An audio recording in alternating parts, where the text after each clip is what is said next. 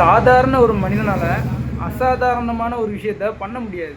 ஆனால் ஒரு சாதாரண மனிதன் எப்போ அசாதாரணமான ஒரு சிந்தனைகளை சிந்திக்கிறானோ அப்போந்தான் அவன் வந்து ஒரு சரித்திரமாக மாறுறான்.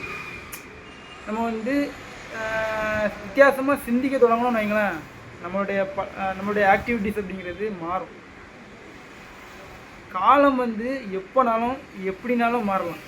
இங்கே புறக்கணிக்கப்பட்ட எப்படின்னா இவெல்லாம் ஒரு ஆளே இல்லை அப்படின்னு வெறுத்து ஒதுக்குற மனுஷனுங்க தான் ஒரு உலகத்தையே புரட்டி போடுற அளவுக்கு மாறி இருக்கிறாங்க. ஆனால் என்ன, அதுக்கு டைம் எடுத்துக்கும்.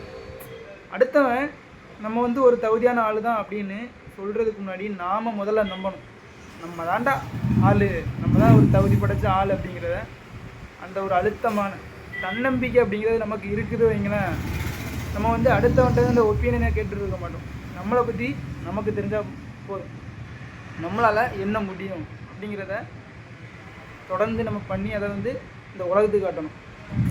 உலகத்துக்கு நான் இப்படிப்பட்டவன் தான் அப்படிங்கிறத நம்ம தான் அறிமுகப்படுத்தணும்.